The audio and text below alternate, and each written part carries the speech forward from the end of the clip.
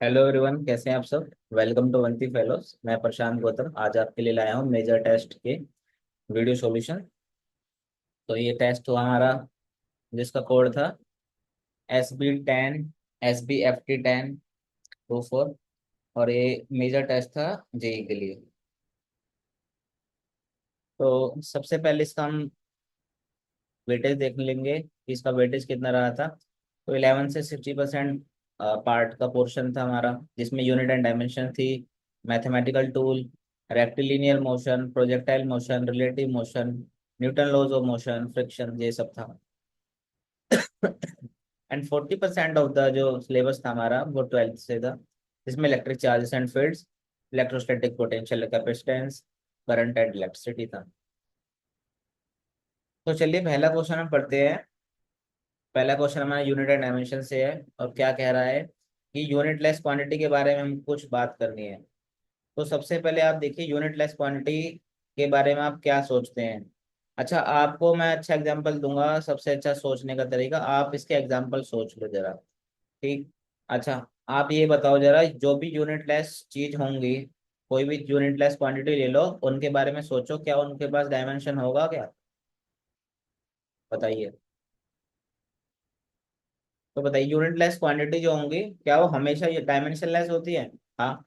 जैसे आपका refractive index हो गया, आपका स्ट्रेन हो गया, उनके पास कोई यूनिट नहीं होती, उनके पास कोई डायमेंशन भी नहीं होती। मतलब इस साइड तरफ से तो एकदम चीज करेक्ट है।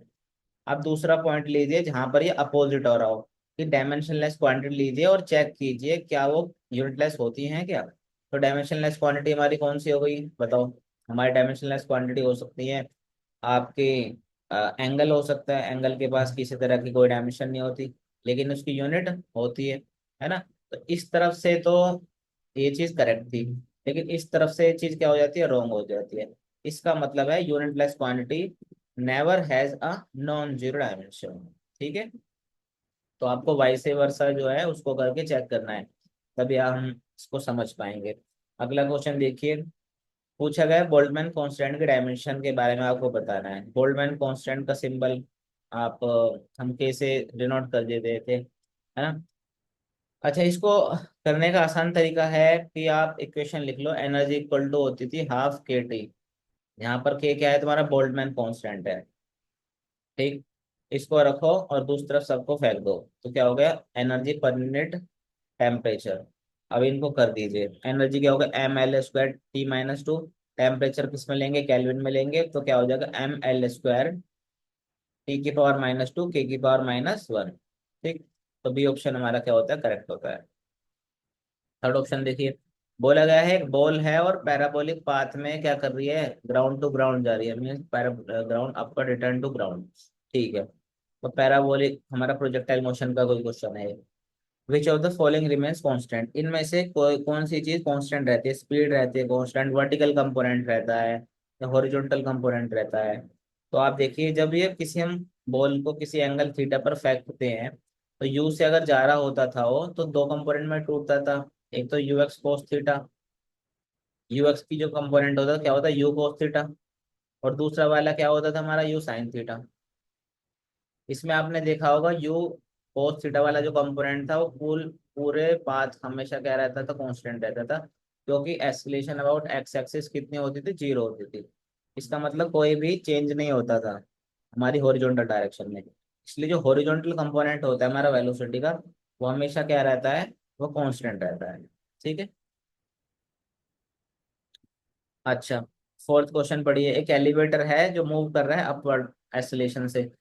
उससे हमने क्या करा है, कॉइन क्या कर दिया, ड्रॉप फ्रॉम द रेस्ट। एक कॉइन को क्या कर दिया, रेस्ट से हमने ड्रॉप कर दिया। From the roof of height H of the elevator, elevator कितना ऊपर था जब एच था। After time after which the coin will strike the base, कितने टाइम बाद जो कॉइन होगा वो बेस, एलिवेटर के बेस पर स्ट्राइक करेगा। तो हम ऐसा करते हैं, एलिवेटर के फ्रेम ऑफ रेफरेंस से बात करते हैं, है ना। In the frame of elevator. ठीक। अच्छा, यू की वैल्यू कितनी दे रखी है, यू ऑफ कॉइन कितना है हमारा, जीरो है। ठीक है। अब रिलेटिव एसिलेशन देखते हैं जरा कितना होगा। तो रिलेटिव एसिलेशन कितना हो जाएगा इसका, -G और -A। ठीक। तो हम इसको कॉमन ले सकते हैं, तो कितना होगा -g+a। अच्छा, न्यूटन की सेकंड इक्वेशन का यूज कर सकते हैं, क्योंकि हमको क्या फाइंड करना था, हमको टाइम फाइंड करना था, हमको हाइट भी दे रखी थी। तो S = UT+12 AT² का हम यूज करेंगे, S = UT प्लस में हाफ AT²। तो लगाइए भाई, जो चीज है बॉडी ऊपर से नीचे की तरफ आ रही है ना, साइन कन्वेंशन याद है आपको। इनिशियल वेलोसिटी उसकी 0, टाइम t लगा है, -GT²। ए की जगह कितना हो गया, G+a आ गया है, यहाँ पर क्या होगा, टी का स्क्वायर आ गया है। ये तो 0 हो गया है, टी का स्क्वायर उधर रूट बनेगा, और कितना मिल जाएगा यहाँ से, 2h/a+g आपका ये एक्सप्रेशन आएगा। ठीक बच्चों, चलिए इसमें ये कंसेप्ट लगाना था। फिर फिफ्थ क्वेश्चन है, फिफ्थ क्वेश्चन भी इजी क्वेश्चन है। इसमें बोला गया है कि the exhaust speed of a 6000 kilogram rocket is 1000 metre per second. मतलब एक एग्जॉस्ट स्पीड दे रखी है, और एक रॉकेट की जिसका वजन कितना है, 6 किलोग्राम, 6000 किलोग्राम है। उसकी स्पीड कितनी दे रखी है, exhaust speed 1000 metre per second की स्पीड दे रखी है। बोल रहा है कि कितनी मास इजेक्ट होनी चाहिए पर सेकंड, ये रॉकेट अपवर्ड मूव करे। देखो रॉकेट उड़ने का कंसेप्ट क्या होता है, न्यूटन के लॉ पर बेस्ड होता है। जितनी दर से तुम्हारा जो मास होगा उसको नीचे की तरफ फेंकोगे तुम, उतनी दर से क्या होगा, वो ऊपर की तरफ रॉकेट जाएगा। जैसे हमारे दिवाली के नॉर्मल रॉकेट रहते हैं ना, नीचे से गैसें छोड़ी जाती है, ऊपर से वो फिर मोशन करता है। तो इसके अंदर हमको क्या निकालना है, हमको निकालना है dm/dt का वैल्यू निकालनी है, कि dm/dt की वैल्यू कितनी होगी। अच्छा चलो, रॉकेट का डायग्राम बनाते हैं, फ्री बॉडी डायग्राम बनाकर फिर देखते हैं एक बार। तो मान लो ये हमारा क्या था, रॉकेट था, इसका मास है 6000 किलोग्राम। ठीक है। अच्छा, जो नीचे की वेलोसिटी थी उसकी, एग्जॉस्ट एग्जॉस्ट स्पीड थी उसकी, वो कितनी थी, 1000 मीटर पर सेकंड की स्पीड से नीचे फेंक रहा है। ठीक है। अच्छा, तो रॉकेट कहाँ जाएगा, बदले में ऊपर जाएगा, ऐसे ही तो होता है। अच्छा, इस पर कोई एक्सटर्नल फोर्स लग रही है क्या, नहीं ना, तो नो एक्सटर्नल फोर्स। अच्छा, अगर एक्सटर्नल फोर्स नहीं लग रही है, तो क्या इनिशियल मोमेंटम फाइनल मोमेंटम के बराबर होगा, क्या इनिशियल मोमेंटम फाइनल मोमेंटम के बराबर होता है ना। अच्छा, तो हम कह सकते हैं कि जो इसका इनिशियल मोमेंटम था वो किसके बराबर होगा आपका, मतलब कोई चेंज नहीं आया उसका। ठीक है, तो भाई इसको किसके बराबर पुट कर दो, इसका इनिशियल मोमेंटम 0 के बराबर पुट कर दो तुम। ठीक है, तो कर सकते हैं हम। mg ये क्या हो गया, मास ऑफ गैस, प्लस में वेलोसिटी ऑफ गैस, प्लस क्या हो गया तुम्हारा, मास ऑफ रॉकेट, प्लस में वेलोसिटी ऑफ रॉकेट, किसके बराबर, 0 के बराबर। तो हमको पता पड़ेगा, हमको ये चीज मिल जाएगी, mg/vg माइनस ऑफ mr/vr।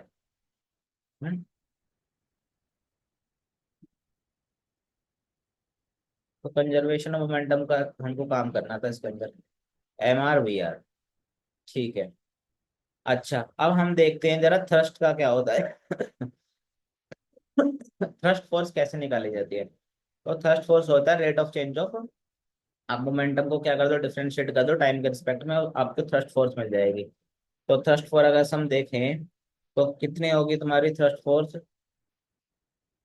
भाई d/dt किसका, mr/vr का। ठीक है, वो किसके बराबर होगा, d/dt mg/vg के बराबर होगा, क्योंकि दोनों बराबर हैं। ठीक है। अच्छा, तो इसको लिखवाओ जरा, थ्रस्ट फोर्स जो हुई हमारी, इसकी कितनी है ये, वीजी तो देखो क्या है तुम्हारा, वीजी तो हमारा क्या है, कांस्टेंट है। हम्म। और हमको क्या निकालना था, dm/g/dt निकालना था, यही तो हमको निकालना था। तो करो जरा इसको। तो क्या लिख सकते हैं हम, वीजी dm/dt प्लस में क्या, mg dv/dt। अब तुम देखना, जो रॉकेट जा रहा था, जो रॉकेट की जो वेलोसिटी थी हमारी, जब हमने, है ना, रॉकेट की जो हमारी वेलोसिटी थी वो क्या थी हमारी, वो कांस्टेंट थी। तो dv/dt का तो कांस्टेंट है, मतलब वेलोसिटी तो कांस्टेंट है, तो dv/dt कितना हो जाएगा, 0 हो जाएगा, तो ये तो टर्म कट जाएगी यहाँ से। तो थ्रस्ट फोर्स किसके बराबर आ जाएगी हमारी, vg dm/dt के बराबर आ जाएगी। हम्म। अब हमको क्या निकालना था, हमको निकालना था dm/dt निकालना था। तो ये किसके बराबर आ रहा था हमारा, जो हमारा थ्रस्ट फोर्स आ रही थी वो किसके बराबर आ रही थी, एम आर जी के बराबर आ रही थी। उसको हमको बराबर पुट कर देना v g d m upon में डी टी के बराबर, जो हमने पहले अभी निकाली थी। फिर यहाँ से हम क्या निकालेंगे, डी एम अपॉन में डी टी की वैल्यू फाइंड कर लेंगे यहाँ से। D m by d t की वैल्यू हो जाएगी आपकी, d m by d t की वैल्यू हो गई आपकी एम आर जी अपॉन में वी जी। ठीक। और यहाँ पर हमको वैल्यू पुट कर देनी है, कितनी, इसकी वैल्यू कितनी थी रॉकेट की, 6,000। एक्सीलरेशन ड्यू टू ग्रेविटी कितना था उसका, 10 का। और वीजी कितना था उसका, 1,000। ठीक। तो 3 जीरो से 3 जीरो कटा, यहाँ पर कितना बचा, 60 किलोग्राम पर सेकंड। मतलब अगर उसकी जो मास है, मतलब मास है या गैस है, वो 60 किलोग्राम पर सेकंड की रफ्तार से अगर वो नीचे की तरफ फेंकेगा रॉकेट, तभी वो अपने जो वेट है उसको काउंटर कर सकता है और उड़ सकता है स्पेस के अंदर। तो इसका ऑप्शन है 60। तो 60 किलोग्राम पर सेकंड होना चाहिए था, अगर मैं इस क्वेश्चन में थोड़ी सी अगर गलती हो तो। क्योंकि मास पर यूनिट टाइम है ये। चलिए, नेक्स्ट क्वेश्चन है, तीन ब्लॉक्स हैं, मास एम, 2m और 3m का, कनेक्ट किए गए हैं स्ट्रिंग से, और एक अपवर्ड फोर्स एफ से उनको खींचा जा रहा है, और सबकी कांस्टेंट वेलोसिटी है हमारी। तो what is the net force on the block on 2m, 2m पर नेट फोर्स की वैल्यू बोली गई है। तो सबसे पहले देखो नेट फोर्स जो निकलती है हमारी वो कितनी होती है, एफ नेट क्या होता है, एम इंटू में ए। ठीक। अच्छा, तो हमको एक बात बताओ, वेलोसिटी इसकी सबके लिए क्या है, कांस्टेंट है। अगर वेलोसिटी कांस्टेंट है तो इसका एक्सीलरेशन कितना आ जाएगा भाई, इसका एक्सीलरेशन आ जाएगा, जीरो आ जाएगा। जब एक्सीलरेशन जीरो हो गया तो इस वाले में भी एफ नेट की वैल्यू कितनी निकलेगी तुम्हारी, जीरो मिलेगी, है ना। तो नेट फोर्स कितनी आ जाएगी 2m वाली बॉडी पर, जीरो। हाँ, तो ये मैथमेटिकल टूल से क्वेश्चन है एक वेक्टर का। यहाँ पर दो वेक्टर दिए हुए हैं ए और बी, इनके बीच में टेन थीटा की वैल्यू हमको क्या करनी, फाइंड करनी है। तो ऐसे में क्या करेंगे, हमको पता है कि हमको डॉट प्रोडक्ट पता है ना क्या होता है, ए वेक्टर डॉट बी वेक्टर की वैल्यू कितनी होती है, ए का मोड, बी का मोड, और कोस थीटा। ठीक। तो एक बार तो हम क्या कर देंगे, डॉट प्रोडक्ट कर देंगे। ठीक है, और फिर क्या करेंगे, इनका मोड की गुणा करके साइड में क्या लगा देंगे, कोस थीटा लगा देंगे। तो भाई करो इसको, आई आई कैप माइनस जे कैप और जीरो के कैप लिख देता हूँ मैं। ठीक है, इसकी डायरेक्ट मैं गुणा कर रहा हूँ, 2 आई कैप माइनस के कैप प्लस में हमारा क्या आ गया, जे कैप। इसकी करो, आई वाले की आई में गुणा करनी है, जे वाले की जे में, और के वाले की के में करनी है। मैंने शायद इसको इसको इधर लिखना था ना। हम्म। चलो ठीक है। तो इसका करो जरा, कि आई की आई में करो तो कितना आ जाएगा, 2 आ जाएगा। जे की जे में करो तो कितना आ जाएगा तुम्हारा, -1 आ जाएगा, और ये कितना हो जाएगा, जीरो हो जाएगा। फिर यहाँ से इनका मैग्नीट्यूड निकालो, मैग्नीट्यूड कैसे निकालते हैं, ए का स्क्वायर प्लस बी का स्क्वायर प्लस सी का स्क्वायर। तो लिखो जरा कितना आएगा इसका, इसका तो कितना आ जाएगा, 2 आ जाएगा भाई, एक का स्क्वायर, यहाँ से -1 का स्क्वायर, जीरो का स्क्वायर। इसकी गुणा किससे करनी है, अब इसके मैग्नीट्यूड से करो, दो दूनी चार, एक पाँच और एक छः, और साथ में क्या लगेगा, कोस थीटा लगेगा। तो भाई देखो कितना आया, 2 इंटू में √3, √2 इंटू में √3 इंटू में √2 कोस थीटा। यही लिख सकते हैं ना, √6 को हम लिख सकते हैं √3 इंटू में √2। यहाँ से कोस थीटा की वैल्यू कितनी आ जाएगी, कोस थीटा की वैल्यू आ जाएगी आपकी 1/2 √3। अच्छा, कोस थीटा किसके बराबर होता है, बेस अपन में हाइपोटेनस के। तो ट्रायंगल बना लो यहाँ से। तो ये क्या हो गया आपका, बेस हो गया एक, और हाइपोटेनस हो गई 2 √3 की। तो ये वाली क्वांटिटी हम निकाल लेंगे, इसकी वैल्यू कितनी आ जाएगी, √11 आएगी। ठीक है, तो टेन थीटा की वैल्यू कितनी आ जाएगी यहाँ से भाई, टेन थीटा आएगी परपेंडिकुलर अपॉन में बेस, बेस कितना है 1, तो कितना आ गया, √11। ठीक। नेक्स्ट क्वेश्चन देखिए, बोला गया है एक, if range and horizontal, if h r and h the horizontal range and maximum height attained by a projectile, then its speed of the projection is। तो भाई रेंज दे रखी है तुम्हारी, और क्या दे रखा है तुम्हारा, हॉरिजॉन्टल रेंज दे रखी है, ये क्या पूछ रहा है, स्पीड पूछ रहा है। इसका मतलब ये है कि क्वेश्चन वाला देखो क्या कहना चाह रहा है, कि इसकी स्पीड बतानी है in terms of high, horizontal range, और तुम्हारी क्या है, मैक्सिमम हाइट। तो ये हमको काम करना है। तो सबसे पहले देखो फॉर्मूले तुमको याद होंगे। मैक्सिमम हाइट का क्या होता है, U square sine square theta upon में टू अपॉन में जी। टाइम ऑफ फ्लाइट कितना होता है, two U sine theta upon में जी। ठीक है। और तुम्हारा क्या होती थी, रेंज का फॉर्मूला बताओ कितना होता था, you square sign to theta upon में जी। ये तो याद है ना आप लोगों को। ठीक है। तो भाई रेंज उठाओ और हमारी हॉरिजॉन्टल वो उठाओ। हमारी क्या रेंज उठा लो और हॉरिजॉन्टल और मैक्सिमम हाइट उठा लो, मैं गलत बोल गया सर। रेंज और मैक्सिमम हाइट उठाओ और उन दोनों को आपस में क्या करना करो, कन्वर्ट करना मतलब आपस में उनको लेकर आओ, मतलब किसी तरीके से। मतलब स्पीड स्पीड के अंदर से हमको स्पीड का एक्सप्रेशन लाना है और उसके अंदर कैसे ना कैसे करके हॉरिजॉन्टल रेंज और मैक्सिमम हाइट क्या करनी है ना, पुट करनी है हमको। ठीक है। तो देखो जरा ये कैसे करें हम, एच की वैल्यू ले लो जरा, है ना। हॉरिजॉन्टल जो रेंज है हमारी, ओ हॉरिजॉन्टल मैक्सिमम हाइट जो है, वहां से उसकी वैल्यू उठाओ, कितनी होगी, you square sine square theta upon में टू जी। अच्छा, यहाँ से अगर साइन स्क्वायर थीटा की वैल्यू मैं निकालना चाहूँ तो कितनी आ जाएगी तुम्हारी, टू जी एच। ठीक है, टू जी एच अपॉन में कितना हो जाएगा, यू स्क्वायर। यही हो जाएगा, टू जी एच अपॉन में कितना हो जाएगा तुम्हारा, यू स्क्वायर हो गया।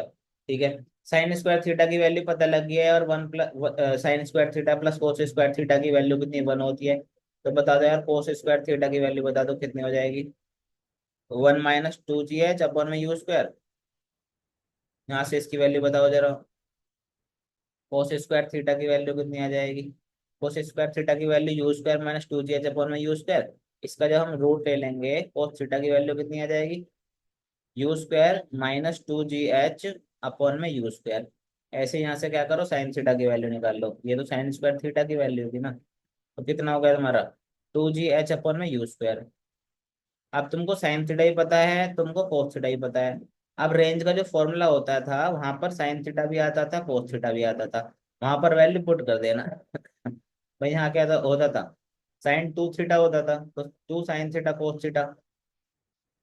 तो इनकी वैल्यू यहाँ पुट कर देना, तुमको रेंज दिख जाएगी और यहाँ पर मैक्सिमम हाइट का तुम्हारा एक्सप्रेशन मिल जाएगा। तो यहाँ पुट कर दो जरा इनको, यू स्क्वायर अपॉन में जी, यहाँ से इनका टू हो गया। और यहाँ पहले साइन थीटा की वैल्यू पुट कर दो, टू जी एच अपॉन में यू स्क्वायर इंटू में U square minus two G H upon में कितना हो जाएगा, यू स्क्वायर। अब तुमको जो रेंज आ जाएगी ना, वो रेंज मिलेगी तुमको कुछ ऐसी मिलेगी, टू यू स्क्वायर नीचे जी, और नीचे एक यू स्क्वायर और बनेगा तुम्हारा। और यहाँ से सब कुछ कॉमन वॉमन आके या मतलब गुणा होकर वो कितना बचेगा तुम्हारा, two G H U square minus two G H. ठीक। ये मिलेगा तुमको, यू स्क्वायर से यू स्क्वायर कैंसिल होगा और आर स्क्वायर की जो वैल्यू होगी तुम्हारी, वो कितनी हो जाएगी, वो हो जाएगी चार अपॉन में जी का स्क्वायर, और यहाँ से कितना बचेगा, टू जी एच, और अंदर बचेगा you square minus two G H. ठीक है। तो तुमको आर स्क्वायर की वैल्यू पता लग गई है। अब आर स्क्वायर की वैल्यू क्या कर देनी है तुमको, अब भाई रेंज रेंज की वैल्यू कितनी थी हमारी, हमारी रेंज जो थी हमारी कितनी आई है, आर स्क्वायर की वैल्यू हमारी आ चुकी है, four by G square two G H upon में यू स्क्वायर। और हमको किसमें पुट कर देना है, अब देखते हैं एक बार।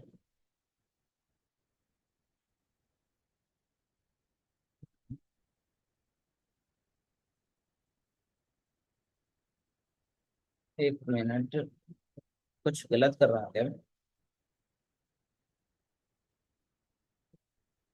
आर स्क्वायर अपॉन में एच।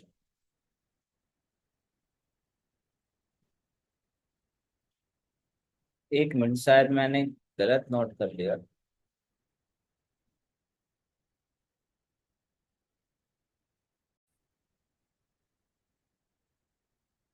हाँ तो नहीं, ठीक था, एक सही चल रहा था। मुझे लगा मैंने शायद कोई कैलकुलेशन मिस्टेक कर दी है। तो यहाँ से अब क्या करना है, बस हमको यू स्क्वायर की वैल्यू निकाल लेनी है, यहाँ से यू की वैल्यू निकाल लेनी है। तो बाकी सबको उधर पहुंचाओ जरा, बाकी सबको उधर पहुंचाएंगे तो कितना आ जाएगा तुम्हारा, यू स्क्वायर अपॉन में तुम्हारा यहाँ से आएगा एट एच। ठीक। यहाँ बचेगा तुम्हारा you square minus two G H. And यहाँ से यू स्क्वायर की वैल्यू तुमको मिल जाएगी 2GH प्लस में R²G/में 8H। यहाँ से तुमको किसकी वैल्यू निकालनी है, यू की वैल्यू निकाल लेनी है। तो कितनी आएगी तुम्हारा 2GH प्लस R²G/में 8H। ठीक है, तो सही चल रहा था एकदम क्वेश्चन। मुझे लगा शायद मैंने कोई बीच में कैलकुलेशन मिस्टेक कर दी है। 2GH प्लस में R²G/में 8H। तो ऑप्शन बी क्या था इसका करेक्ट था। ठीक है, और वैसे चाहो तो इसको याद भी कर रख सकते हो उसका एज ए रिजल्ट को भी। चलो नाइन्थ क्वेश्चन देखो। नाइन्थ क्वेश्चन के अंदर क्या क्या है, ये पार्टिकल फेंका जा रहा है एक वेलोसिटी से यू से, और वो पास करता है एक बार एक पॉइंट ए से, एक बार एक पॉइंट बी से। और पहले वाले पॉइंट के लिए कितना समय लेता है, 1 सेकंड। दूसरे वाले के लिए कितना लेता है, 3 सेकंड। तो हमको क्या पता करना है, वैल्यू ऑफ यू हमको क्या करनी है, पता करनी है। ठीक है, चलो भाई। तो इसका इसके कंपोनेंट अगर तोड़े तो क्या होगा तुम्हारा कंपोनेंट, एक तो कंपोनेंट होगा यू कोस 30 वाला कंपोनेंट हो जाएगा, एक हो जाएगा यू साइन 30 वाला कंपोनेंट, sin 30। ठीक। अच्छा, A y की वैल्यू जो होगी वो कितनी हो जाएगी तुम्हारी, -G हो जाएगी। अब इसके अंदर वही वाला फॉर्मूला लगाने वाले हैं हम, S=UT plus half AT square का। ठीक, क्योंकि दोनों, अगर देखो ध्यान से, दोनों पॉइंट पर हाइट जो है, डिस्प्लेसमेंट क्या है, वो बराबर है। तो हम क्या करेंगे, पहले हाइट का फॉर्मूला लगा के, एस वाला फॉर्मूला लगा के, दोनों को क्या कर देंगे बराबर, हम क्या कर देंगे इक्वेट कर देंगे, है ना।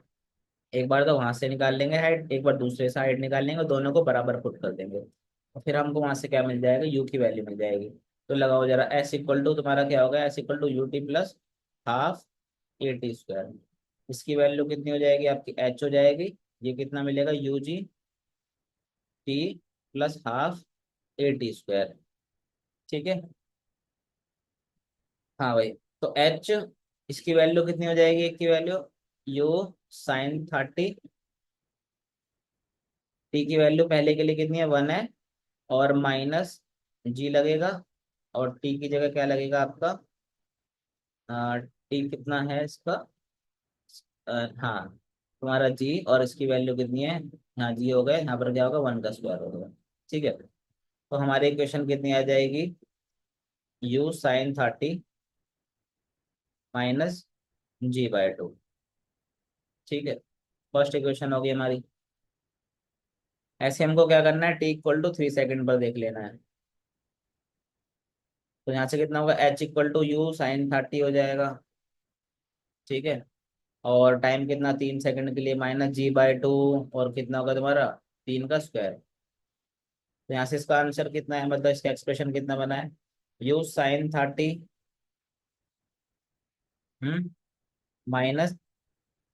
-G/2, 9 9 G/2। ठीक है, ये क्वेश्चन हो गई हमारी दूसरी। दोनों हाइट ए और बी वाले पॉइंट पर क्या है, सेम सेम है ना। ए वाले पर पॉइंट पे भी और बी वाले पॉइंट पर भी दोनों की वैल्यू कितनी, H है। तो दोनों को क्या कर देंगे, बराबर पुट कर देंगे। तो क्या आया था, 3U sin theta,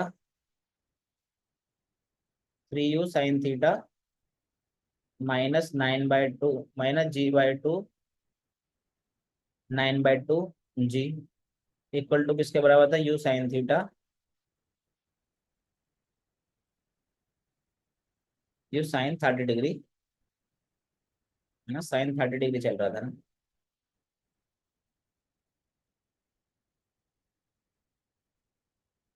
U sin 30 degree, यहाँ से भी sin 30 डिग्री -G/2। तो भाई यहाँ से कितना हो जाएगा, 2 sin 30 डिग्री हो जाएगा। ठीक है, किसके बराबर आएगा, जहाँ से आएगा तुम्हारा 4G के बराबर आ जाएगा। ठीक है, फिर तुम यहाँ से क्या निकाल सकते हो, यू की वैल्यू क्या कर सकते हो, निकाल सकते हो। ठीक है, मैं यू की वैल्यू यहाँ से डायरेक्ट लिख देता हूँ, है ना, लंबा खींच रहा है क्वेश्चन। 40 metre per second. तो तुमको कंसेप्ट बताया कि दोनों की हाइट है, उनको बराबर करो, और यहाँ से यू की वैल्यू हो जाएगी 5। अब देखो, ये पुली वाला क्वेश्चन है, इसके अंदर सबसे पहले हम तुमको क्या करना है, फ्री बॉडी डायग्राम बनाना है इसका। अगर फ्री बॉडी डायग्राम बनानी है, और तुमने इक्विलिब्रियम की जो कंडीशन थी हॉरिजॉन्टल और वर्टिकल वाली, उसको इक्वेट कर लिया, तो आराम से हो जाएगा सवाल। तो सबसे पहले अगर फ्री बॉडी, इसका मतलब इस पर फोर्स बनाओ, पुली पर कितनी लगेगी, नीचे तो देखो टेंशन इस तरफ और इस तरफ, ऊपर की तरफ क्या लगेगी, एफ लगेगी। तो जो फोर्स लगेगी वो किसके बराबर है, ट्वाइस ऑफ टेंशन होगा मेरा। ठीक है। तो ब्लॉक के लिए देखो जरा, ब्लॉक पर क्या लग रहा है, जो 10 किलोग्राम का जो ब्लॉक है उसके ऊपर क्या लग रही है, एक तो टेंशन की फोर्स लग रही है, नीचे क्या लग रही है, एमजी की फोर्स लग रही है, 10 जी की। ठीक। अच्छा तो फोर्स बताओ कितनी हो गई है, फोर्स जो हमारी टेंशन की जो फोर्स है वो किसके बराबर आ रही है, टेंशन की फोर्स आ रही है 10 जी के बराबर, मतलब 100 न्यूटन के बराबर आ रही है टेंशन जो है। अच्छा एफ इक्वल टू क्या था, ट्वाइस ऑफ टी होगा यहाँ पर। तो हम क्या लिख सकते हैं, इसका दुगना हो जाएगा तो 200 न्यूटन हो गई। एफ की वैल्यू कितनी हो गई, 200 न्यूटन हो गई है। ठीक है। अब तुमको दिख रहा है ये किसी एंगल पर है, 30 डिग्री के एंगल पर है, 60 डिग्री के एंगल पर है, और टेंशन जा रही है यहाँ से 30 डिग्री पर, 60 डिग्री पर। तो क्या होगा, इसका एक तो कंपोनेंट टूट जाएगा साइन थीटा, इसका एक तो कोस थीटा वाला कंपोनेंट टूट जाएगा, और एक साइन थीटा वाला कंपोनेंट टूट जाएगा। भाई एक तो हॉरिजॉन्टल में इक्विलिब्रियम मेंटेन होगा, है ना, और एक वर्टिकल में इक्विलिब्रियम मेंटेन होगा। तो बस मैं क्या कर रहा हूँ, हॉरिजॉन्टल इक्विलिब्रियम और वर्टिकल इक्विलिब्रियम की इक्वेशन लिख के, और दोनों को हम क्या कर देंगे, इक्वेट कर लेंगे, वहां से हमको क्या निकल जाएगी, T2 की टेंशन निकल जाएगी, T2 के अंदर कितनी टेंशन थी। तो पहले लिख रहा हूँ मैं फॉर हॉरिजॉन्टल इक्विलिब्रियम।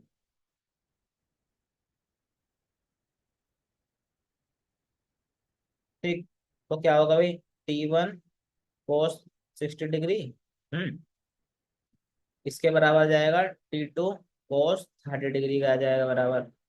पहली यहाँ से क्या लिख सकता हूँ, T1 equal to twice T2 √3/2, और वो किसके बराबर आ जाएगा तुम्हारा, √3 T2। ये क्या होगी, पहली इक्वेशन हो गई। अब दूसरे में क्या करना है हमको, वर्टिकल इक्विलिब्रियम मेंटेन करना है, और वर्टिकल इक्विलिब्रियम।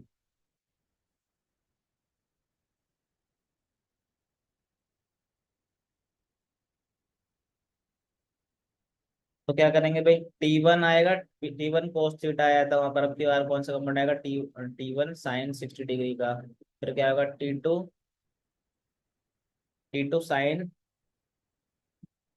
30 डिग्री किसके बराबर आ जाएगा तुम्हारा, 200 के बराबर आ जाएगा, है ना, नहीं 200 की फोर्स लग रही थी ऊपर की तरफ। ये इक्वेशन क्या होगी, दूसरी होगी। दोनों इक्वेशन को क्या करो, सोल्व कर लो फ्रॉम इक्वेशन 1 एंड 2। तुमको 2T किसके बराबर मिल जाएगा, तुम्हारे 200 के बराबर मिल जाएगा, और T2 की वैल्यू कितनी आ जाएगी तुम्हारी, 100 न्यूटन आ जाएगी। ठीक है। चलो आगे वाला क्वेश्चन देखो। तो हमारा इसका ऑप्शन कितना हो गया, 100 न्यूटन।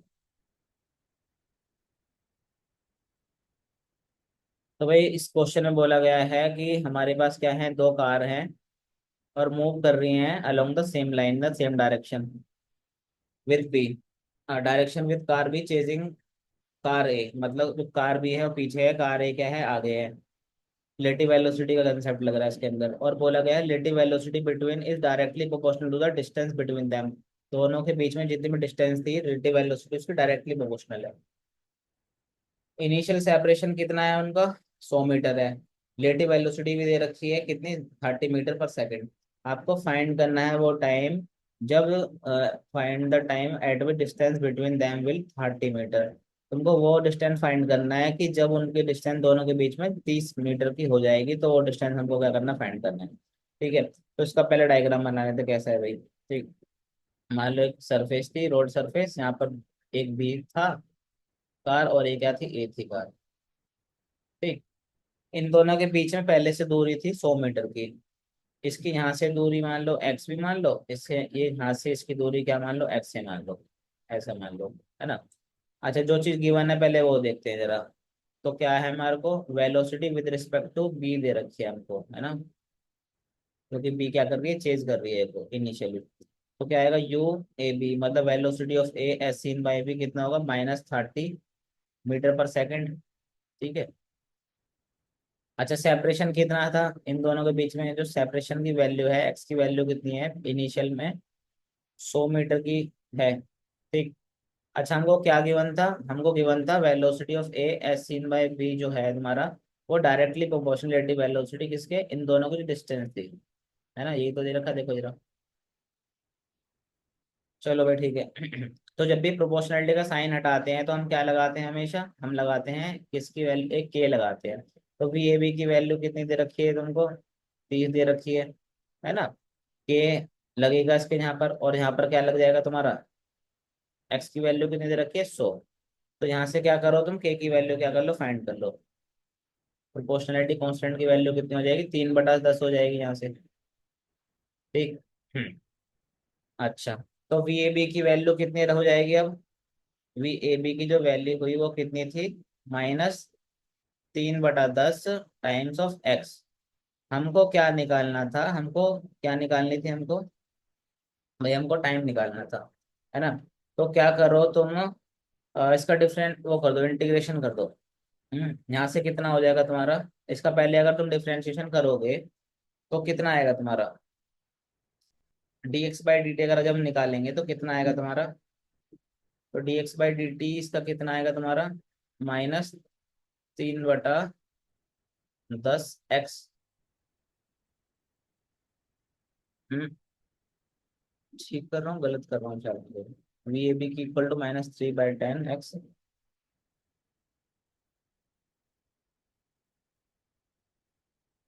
हाँ ठीक है, ठीक है, यहाँ तक ठीक है। ठीक। अब इसको क्या करना है, तुमको इंटीग्रेट करना है। इंटीग्रेट हम क्यों कर रहे हैं, क्योंकि हमको टाइम का एक, हमको टाइम की फॉर्म लेकर है इसके अंदर। ठीक है, तो dx/dt को जब इंटीग्रेट करोगे तो कितना आ जाएगा तुम्हारा, तो हमको क्या करना है, इंटीग्रेट करना है अब। ठीक। तो इसकी वैल्यू कितनी आएगी यहाँ से, ln x, कहाँ से, 100 से 30 तक की जा रही थी।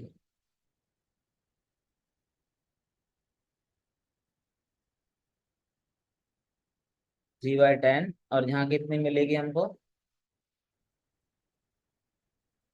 एक मिनट जरा, ये सवाल में कहीं गलती हुई है।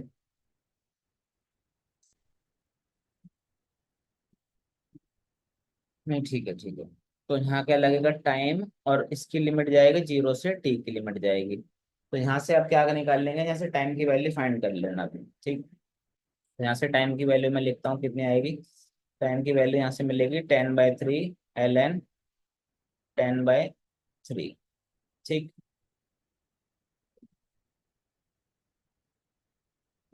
चलो, 12th क्वेश्चन देखो। बोला जा रहा है कि यूनिफॉर्मली चार्ज स्फेरिकल शेल है जिसका रेडियस r है, और इसका ग्राफ बताना है हमको कि कौन सा करेक्ट वेरिएशन है इलेक्ट्रिक फील्ड का डिस्टेंस एट सेंटर से। तो इलेक्ट्रिक फील्ड कितनी है इसकी सेंटर पर, आपको पता है जो शेल होती है इलेक्ट्रिक फील्ड अंदर कितनी होती है, 0 होती है, और रेडियस तक 0 रहती है। उसके बाद सेंटर पे क्या हो जाती है, मैक्सिमम हो जाती है, और उसके बाद घटना स्टार्ट करती है हमारी। ठीक है, तो ऑप्शन ए क्या है हमारा, करेक्ट है, इसका यही सूटेबल ग्राफ बनेगा। 13 क्वेश्चन देखो, एक चार्ज क्यू है और प्लेस किया गया है एक रेगुलर क्यूब पर। एक क्यूब था, उसके एक फेस पर क्या कर दिया है, चार्ज को क्या कर दिया, प्लेस कर दिया है। अच्छा, उससे पूछा गया है इस वाले क्यूब से कितना फ्लक्स निकलेगा। तो सबसे पहले तो क्या करना होता है हमको, गॉस लॉ कहता है कि बॉडी को क्या कर दो, क्लोज कर दो, दोनों मतलब सिमेट्रिक बॉडी बनाओ। तो सिमेट्रिक बॉडी बनाएंगे तो हमारा कितना बचेगा, हमारा यहाँ से मिलेगा Q/ε0 मिलेगा। ठीक। अब ये क्या है, उसका आधा है, ये उसका आधा है, तो ये वाला पोर्शन कितना हो जाएगा, 1/2 Q/ε0। ठीक। तो इसका हमको फ्लक्स मिल जाएगा, हम उसको आधा फ्लक्स मिल जाएगा हमको।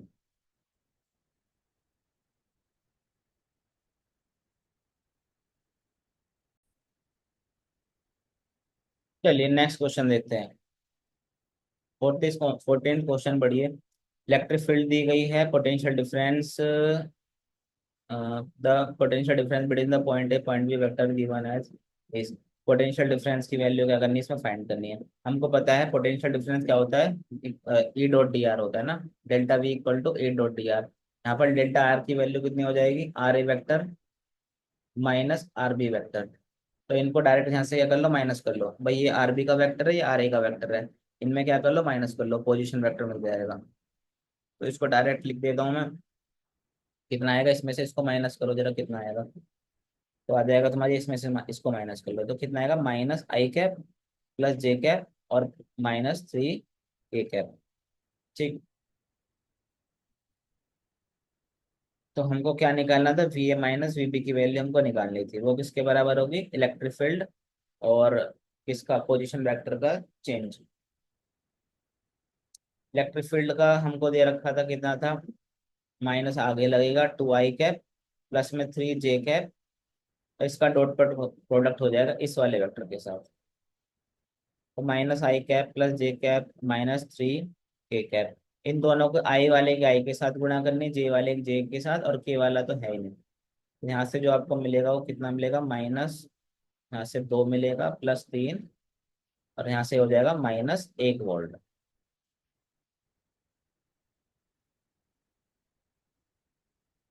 फिर 15 क्वेश्चन बोल रहा है कि इलेक्ट्रिक डाइपोल है, प्लेस की गई है किसी एंगल पर एक यूनिफॉर्म इलेक्ट्रिक फील्ड के अंदर, और उसमें पूछा गया कि फोर्स होगा कि टॉर्क नहीं होगा, या दोनों होंगे, या सिर्फ टॉर्क होगा फोर्स नहीं होगा।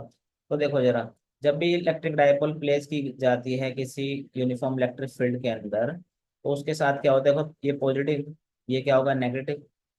तो इसकी डायरेक्शन इस तरफ होती है, इसकी डायरेक्शन इस तरफ होती है, तो जो फोर्स लगती है ना वो इक्वल और अपोजिट लगती है, जिसके कारण जो एफ नेट होती है हमेशा यूनिफॉर्म इलेक्ट्रिक फील्ड के अंदर उसकी वैल्यू कितनी होती है, 0 होती है। लेकिन जो टॉर्क होती है ना, वो नॉन जीरो होती है, मतलब टॉर्क नॉन जीरो रहती है हमेशा, तुम्हारी ये याद रखना हमेशा। ठीक। तो इसका है a torque but not a force. 16 question देखो, एक सर्किट दिया गया है जिसके अंदर find the figure the current through. हाँ, तो हमको बताना है कि कौन सा ऑप्शन करेक्ट है, कौन सा ऑप्शन गलत है।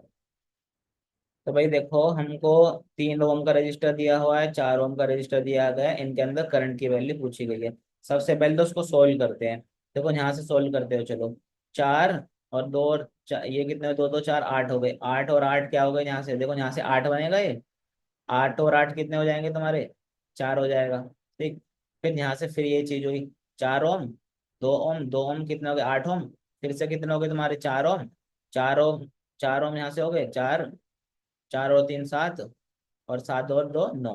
मतलब इसका जो नेट, आर नेट निकलेगा वो कितना निकलेगा, इसका 9 निकलेगा। 9 और 9 वोल्ट की बैटरी लगी हुई है, तो करंट कितना हो जाएगा यहाँ से, 1 एम्पियर का करंट निकलेगा यहाँ से, है ना, समझ गए। अच्छा, इतनी बात समझ में आ गई, इसका मतलब है कि यहाँ से 1 एम्पियर का करंट बनकर चल रहा है। हम्म। इसका मतलब 3 वाले तो सारे गलत है, 3 ओम के रजिस्टर है उसके अलोंग, उसके अंदर से तो 1 एम्पियर का करंट नहीं जा रहा है, और ना यहाँ जा रहा, तो ये तो गलत हो गई। अब हमको फोर्थ, जो 4 एम्पियर उसका, 4 ओम का जो रजिस्टर था, उसके अंदर पता करना है कि कितना करंट जाएगा। तो देखो जरा कैसे करें, यहाँ से 1 एम्पियर जा रहा है, आगे जाएगा तो करंट क्या करेगा, बटेगा। I1 मान लेते हैं इसको, इसको मान लेते हैं I2 मान लेते हैं, है ना। अब देखो जरा हम क्या करें, ऐसा करते हैं, हम I1 और I2 की वैल्यू फाइंड कर लेते हैं, फिर I1 की वैल्यू पता लग जाएगी, तो यहाँ से करंट बट जाएगा I3 I4 में, फिर I3 की वैल्यू फाइंड कर लेंगे। और I3 हमको पता लग जाएगा कि I3 जितना इसमें से निकल के जाएगा उतना 4 ओम के रजिस्टर में से निकल के जाएगा। तो फिर हमको पता लग जाएगा कि 4 ओम के रजिस्टर के अंदर कितना करंट था। यहाँ से I1 की वैल्यू तो पता लग गई है। ठीक है। अब हमको क्या करना है, ऐसा करो, इस पूरे को ना एक मान लो, यूं करके इस पूरे को क्या करो, एक मानो ऐसे करके। अब इस पूरे को एक मानेंगे तो कितना बचेगा तुम्हारे पास देखो, यहाँ से कितना आया, 8 आया। ये कितना देखो, 4 और 4 कितना, 8 हो गया, 8 और 8 कितना होगा, 4 हो गया। ठीक। फिर यहाँ से कितना हो गया, 4 हो गया, 4 और 2 4 कितने हो गए, 8 हो गई।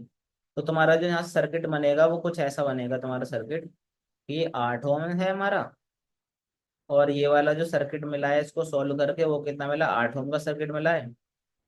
यहाँ से करंट कितना जा रहा है, I1 का करंट जा रहा है तुम्हारा। अब एक बात बताओ, करंट जितना भी 1 एम्पियर का करंट जा रहा था ना, यहाँ से 1 एम्पियर करंट आ रहा था पीछे से, ये I था ना, I1 तो ये होगा, और ये क्या होगा तुम्हारा, I2 होगा।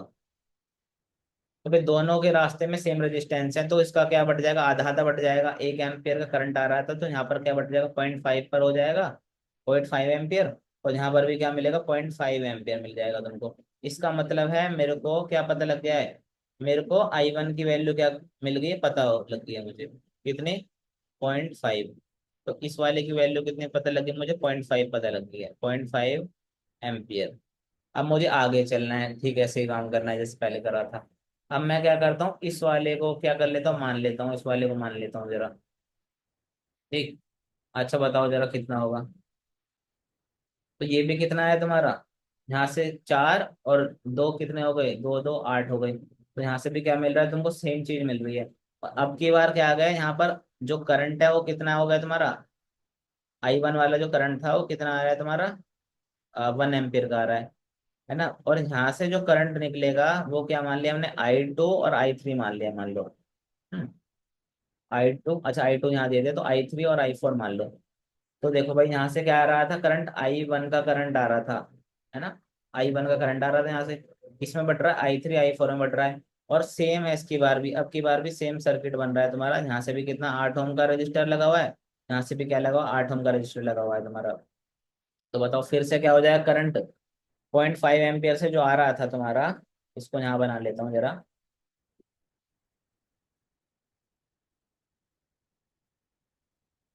ये 8 ओम था, और ये भी क्या था, 8 ओम था। तो 0.5 एम्पियर से क्या आ रहा था, ये आ रहा था यहाँ से, और दो रास्ते दिख रहे हैं, दोनों में रेजिस्टेंस की वैल्यू सेम है। तो यहाँ पर करंट क्या बच जाएगा, फिर से क्या हो जाएगा, आधा हो जाएगा इसका। तो 0.25 यहाँ बढ़ जाएगा, 0.25 यहाँ बढ़ जाएगा। अब जरा पीछे चलो। इसका मतलब ये वाली जो ब्रांच थी I3 वाली, उसके अंदर कितना करंट जा रहा था, 0.25 जा रहा था। अगर इससे 0.25 जाएगा तो इससे भी कितना जाएगा, वो 0.25 जाएगा। इसका मतलब 4 जो ओम का रजिस्टर है उसके अंदर से करंट कितना बह रहा है, 0.25 एम्पियर का करंट बह रहा है। ठीक है।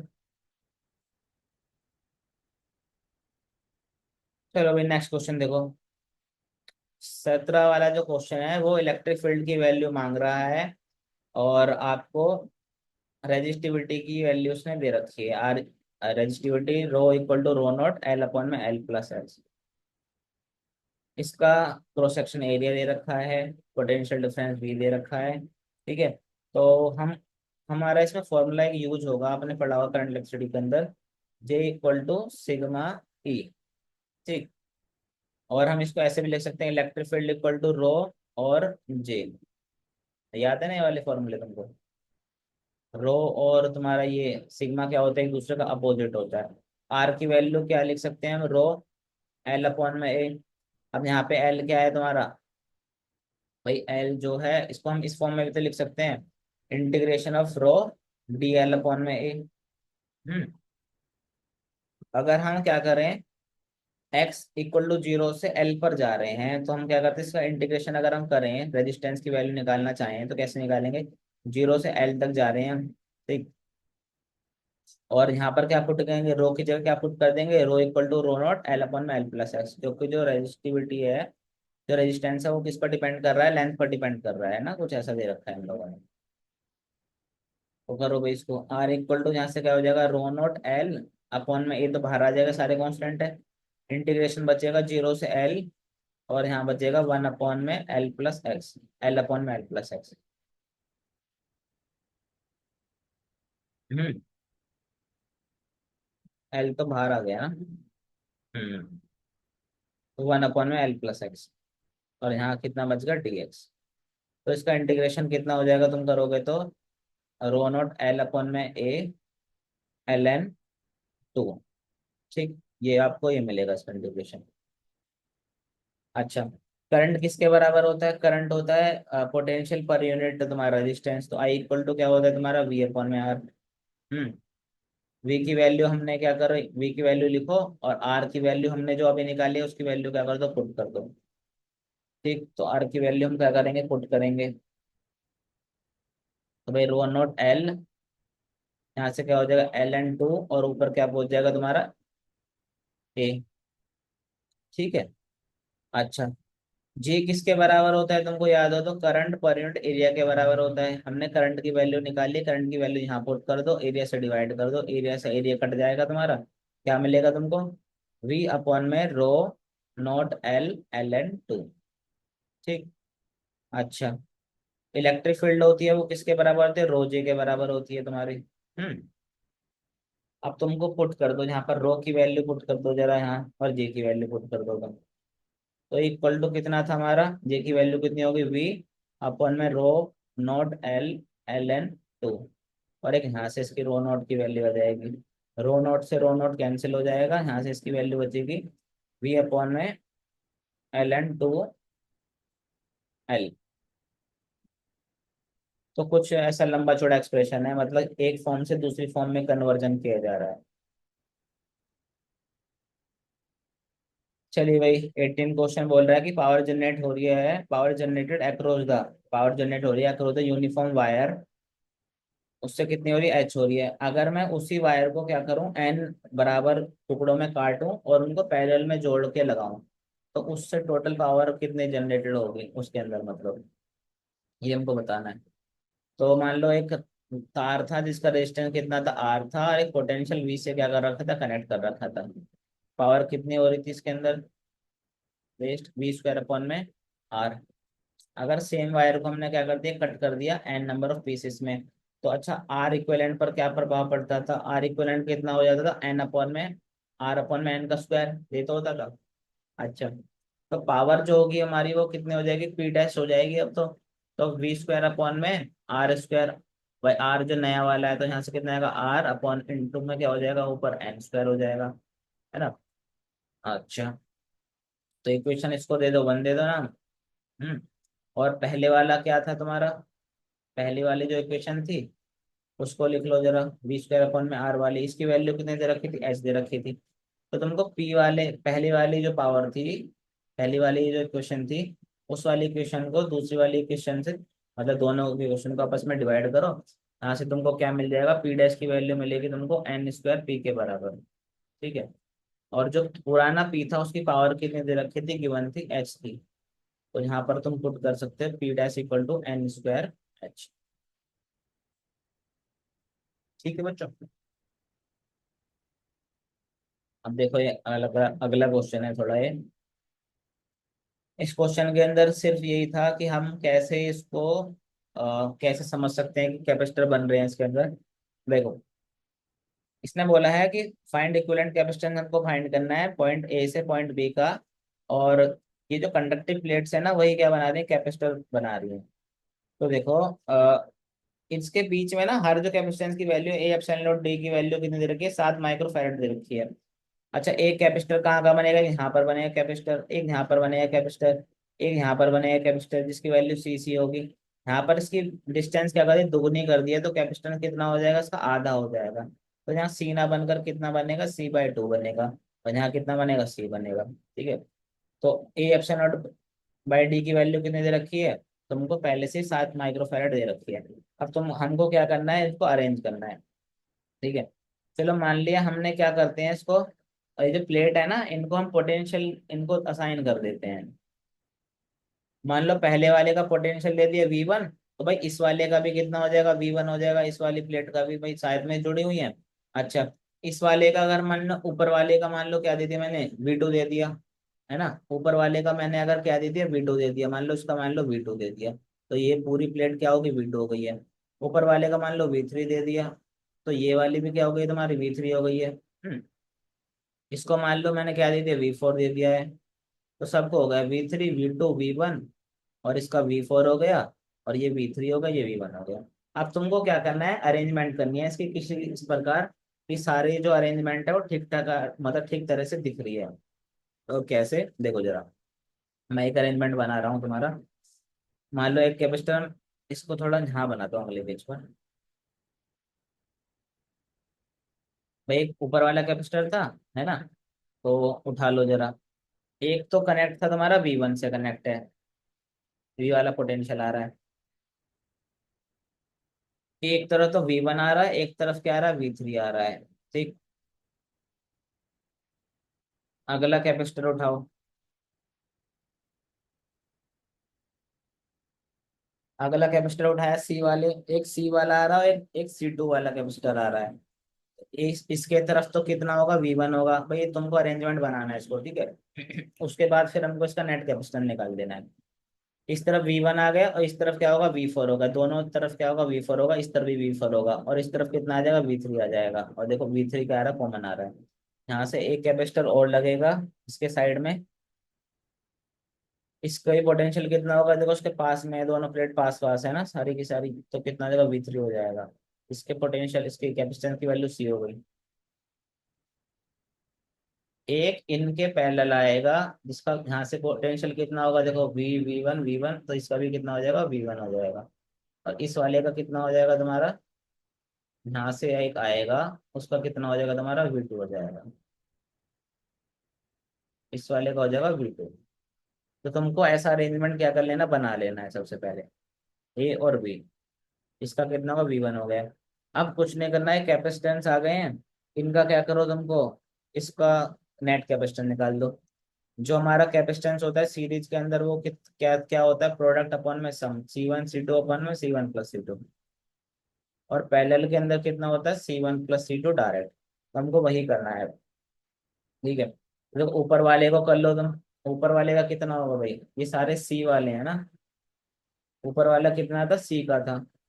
ऊपर वाले का कैपेसिटेंस कितना है, सी। लिख देता हूँ मैं, सी। इसका भी सी था। और जो V3 V4 से जुड़ा हुआ था, उसका कितना था, C/2 था। तो इस वाले का C/2। इस वाले का भी सी है, इस वाले का भी सी है। अब ऊपर वाले जो हैं, ऊपर वाले का सी है, नीचे वाले का कितना होगा, दोनों किसमें, सीरीज में, तो प्रोडक्ट अपन में सम होगा। फिर दोनों क्या होंगे तुम्हारे, पैरेलल के अंदर अंदर आ जाएंगे, दोनों को डायरेक्ट जोड़ लो। ठीक है भाई, यहाँ से इसका क्या होगा, सम वो हो गया प्रोडक्ट अपन में सम। फिर सीरीज में आ गए तो पैरेलल के अंदर डायरेक्ट जोड़ लो इनको। फिर एक नेट कैपेसिटेंस आएगा, तो इसको इसके साथ कर दो, कितना हो जाएगा, प्रोडक्ट अपन में सम। फिर ये पैरेलल के अंदर आ जाएगा, तो क्या डायरेक्ट हम इसको जोड़ लेंगे। तो इस ये सब करने के बाद जो तुमको आंसर मिलेगा ना, वो मिल जाएगा तुमको 12C/7 का। नहीं, हाँ, 12C/7 का मिलेगा। ये वाला ऊपर वाला जो हिसाब है ना, ऊपर वाला मिलेगा 12C/7 का, नीचे वाला सी किसके अंदर, पैरेलल के अंदर होगा। दोनों जोड़ने के बाद जो आएगा ना नेट, जो मैं नेट बता रहा हूँ क्योंकि बड़ा लंबा खींचेगा ये क्वेश्चन। तो जो नेट आएगा ना, C AB के अलॉन्ग जो कैपेसिटेंस आएगा, वो 11/7 सी के बराबर आ जाएगा। और एक सी की वैल्यू कितनी दे रखी थी, 7 माइक्रो फैराड दे रखी थी। 7 से 7 खत्म होगा, कितना आंसर आ जाएगा मेरा, 11 माइक्रो फैराड। ठीक है, तो बहुत लंबा खिंचता अगर मैं एक एक हर चीज एक चीज करा के दिखा रहा हूँ ना, तो वीडियो मतलब 1.5 घंटे की ना होगी, 3 घंटे की बन जाएगी फिर। 20 वाला क्वेश्चन देखो जरा। C1 C2 क्या करे हैं, सर्किट के अंदर जोड़े गए हैं, बीच वाला पॉइंट एक डी है, उसका हमको क्या बनाना है, पोटेंशियल निकालना है। इसके अंदर नोडल इक्वेशन लगेगी। ठीक, तो हमको क्या करना है, apply nodal equation. Nodal equation पता होगी आपको, है। अप्लाई नोडल इक्वेशन कैसे निकालते हैं, इस वाले पॉइंट को मान लो एक्स मान लो। इस वाले पॉइंट पर क्या निकालना है, मान लो हमको एक्स का पोटेंशियल ही निकालना है। तो x - v, भाई लिखो x - v1 अपॉन में कैसे डिवाइड कर देंगे, जिसके बीच में कैपेसिटेंस आ रहा है C1 से। ठीक, फिर ऐसे क्या होगा तुम्हारा, x - v2 अपॉन में कितना आ जाएगा, C2, और वो किसके बराबर आ जाएगा तुम्हारा, जीरो के। इनका प्लस जो समेशन आता है ना, वो किसके बराबर होगा, जीरो के बराबर होगा। यहाँ से तुमको एफ को सब्जेक्ट बनाकर इसकी वैल्यू फाइंड कर लेनी है। वो कितना आएगा, यहाँ से C1 V1 प्लस में C2 V2 अपॉन में C1 + C2। तो इसको सोल्व करोगे तो इतना आंसर तुमको मिलेगा। ठीक है, C1 V1 ये वाला तुमको ऑप्शन मिलेगा यहाँ से करेक्ट। नहीं, ये वाला नहीं, दिस वन, दिस वन। देखो भाई 21st देखो। If the charge on the 4 micro farad capacitor is given is 6x। इसका चार्ज कितना दे रखा है, 6x दे रखा है, हमको x की वैल्यू क्या करनी है, फाइंड करनी है। अच्छा, चार्ज की वैल्यू कैसे फाइंड करेंगे इसके अंदर, तो देखो जरा, ऐसा है भाई। हमको इतनी बात पता है कि पैरेलल के अंदर जो पोटेंशियल आता है वो क्या होता है, कांस्टेंट होता है। वोल्टेज जो होती है ना। तो हम क्या करें, पहले तो एक काम करते हैं, इसका हम आर नेट, इसका हम नेट निकाल लेते हैं ऊपर वाले का। तो ऊपर वाले का सी नेट जो होगा वो कैसा होगा भाई, एक कैपेसिटर ये हो गया, दूसरा कैपेसिटर कितना आ जाएगा, 6 का आ जाएगा, ये कितना होगा, 4 का हो गया। नीचे कितने का, 3 का। और यहाँ पर कितना लगा हुआ है तुम्हारा, यहाँ तो 10 वोल्ट की बैटरी है तुम्हारी। ठीक, अच्छा, ऊपर वाले में कितना आ जाएगा, प्रोडक्ट अपन में सम करोगे भाई, 6 और 4 का प्रोडक्ट अपन में सम करोगे तो कितना हो जाएगा तुम्हारा, 2.4 हो जाएगा। 24 को 10 से डिवाइड करो, 2.4 हो जाएगा। इसका मतलब ऊपर कितना मिलेगा तुमको, 2.4 माइक्रो फैरड। बीच में कितना मिल रहा है तुमको, 3। और नीचे क्या है, तुम्हारी बैटरी है। 10 वोल्ट की। अच्छा, इस पर भी पोटेंशियल इतना होगा, इस वाले भी पोटेंशियल कितना होगा, तो 2.4 पर भी पोटेंशियल कितना होगा, 10 वोल्ट का होगा। तो मैं क्या इस पर चार्ज निकाल सकता हूँ, कितना होगा, तो Q equal to C B करके इस वाली ब्रांच पर चार्ज निकाल लो कितना होगा। तो कैपेसिटेंस कितना है, 2.4, पोटेंशियल कितना है 10, 24 माइक्रो गुलाम का क्या आ गया तुम्हारा, चार्ज आ गया है। ठीक है, 24 माइक्रो गुलाम का क्या आ चुका है, तुम्हारा चार्ज आ गया है। अच्छा, एक बात और तुमको और भी पता होगी कि जब सीरीज वाले कॉम्बिनेशन होता है तो चार्ज क्या होता है, सब पर बराबर होता है। मतलब इस वाले पर भी चार्ज बराबर होगा, इस वाले पर भी चार्ज बराबर होगा। इसका मतलब इस वाले चार पर भी कितना होगा, 24 माइक्रो गुलाम का होगा। और ये जो ये वाला है ना, इस पर भी कितना होगा, इसका जो कॉम्बिनेशन था इस पर भी कितना होगा, 24 माइक्रो गुलाम। हम इस तरीके से इसको कर सकते हैं। अब हमको पूछा था, इसने बोला था कि जो इसका चार्ज है ना वो 24, वो कितना है, 6x के बराबर है, और हमारा कितना आया था, 24 माइक्रो गुलाम के बराबर आया था। ठीक। अच्छा, तो एक्स की वैल्यू कितनी हो गई, यहाँ से साफ साफ दिख रही है, 4 हो गई हमारी एक्स की वैल्यू। 22 क्वेश्चन देखो। एक लीनियर मोमेंटम दे रखा है तुमको, लीनियर मोमेंटम की इक्वेशन दे रखी है। और तुम्हारा दे रखा है तुमको, क्या दे रखा है, particle moves in X Y plane. एक पार्टिकल मूव करता है एक्स वाई प्लेन के अंदर, इन्फ्लुएंस और फोर्स दैट सदर लीनियर मोमेंटम कुछ दे रखा है। ए और के कांस्टेंट है, एंगल फाइंड करना है फोर्स और मोमेंटम के बीच का। चलो भाई इसको करते हैं जरा। अगर मोमेंटम की इक्वेशन दे रखी है, इसके अंदर की कंसेप्ट देखो पहले क्या लगेगा। की कंसेप्ट होगा हमारा, जो फोर्स होती है वो डीपी अपॉन में dt के बराबर होती है ना। तो हम ऐसा करेंगे, एंगल अगर हमको फाइंड करना है तो फोर्स और मोमेंटम निकाल लो जरा, एफ और पी निकाल लो तुम। एफ तो अभी यहाँ से निकाल लेंगे, पी हमको दे रखा है। दोनों वेक्टर वाली चीज आएंगे, उनका डॉट प्रोडक्ट कर दो। डॉट प्रोडक्ट करोगे तो वहां से किसकी वैल्यू निकाल लोगे तुम, cos थीटा की वैल्यू फाइंड कर लोगे, है ना। तो भाई हमको पीटी की वैल्यू दे ही रखी है, हमको क्या करना है, इसका डिफ्रेंशिएशन करना है। तो एफ क्या होता है, डी पी टी अपॉन में डी टी।